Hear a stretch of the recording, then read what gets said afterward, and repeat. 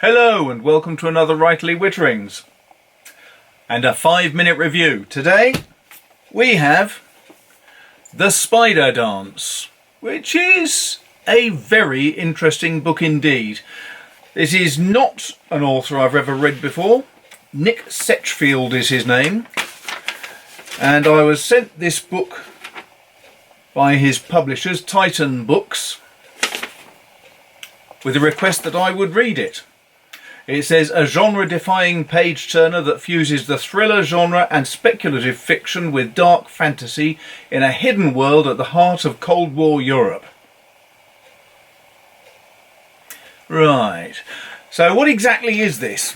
Well, the book starts in 1965 with a chap called Christopher Winter who's trying to rebuild his life, because he wasn't always Christopher Winter.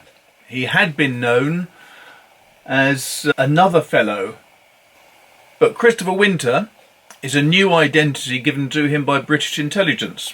Now, he's been recruited by a bunch of villains, a gangland group, and it starts off with him being involved selling an item, an object, to some strange people, and it all goes horribly wrong. And someone starts to tear into the gangsters who are with Winter. And it all gets very bloody, because this book is not really Cold War England. As it said in that nice little write-up, it's a genre-defying page-turner that fuses the thriller genre with speculative fiction and dark fantasy. What that means is vampires and succubi and incubi and all sorts of other weird things going on. Now you can tell from my expression, weird, language like that this is a strange book. Dennis Wheatley, it is not. It is not a scary horror type book. What it is, I guess, is a bit of a romp. But it's extremely well done. It is hugely enjoyable. The writing is as taut and precise as a very good quality James Bond, Ian Fleming type book. It's a little bit over detailed on the type of guns, but I like my guns, so that was okay. The writing about the vampires and so on is really superbly well thought out. Now, I don't know if that means that he's just been following on from a lot of other people who have been writing about vampires recently, or books and films on vampires, but this one really flows. The tension does build through the book. It gets to a very good climax, which I thought was, I was almost going to say believable, but it's not believable. It's about vampires, let's be realistic.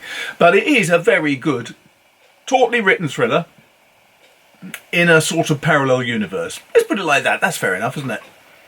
And he does the superb trick of actually making some of the vampires really quite appealing as well, in an odd sort of a way. Odd, curious sort of concept, I know. Still, if you haven't heard of Nick Setchfield before, as I hadn't, this is a book that is really worthwhile going out and getting a hold of and reading. There's the second, I think, in this series. So the first one, presumably, is The War in the Dark, according to the front of it. So I would recommend getting both, because I'm going to have to go out and get The War in the Dark now, because this was really, really good.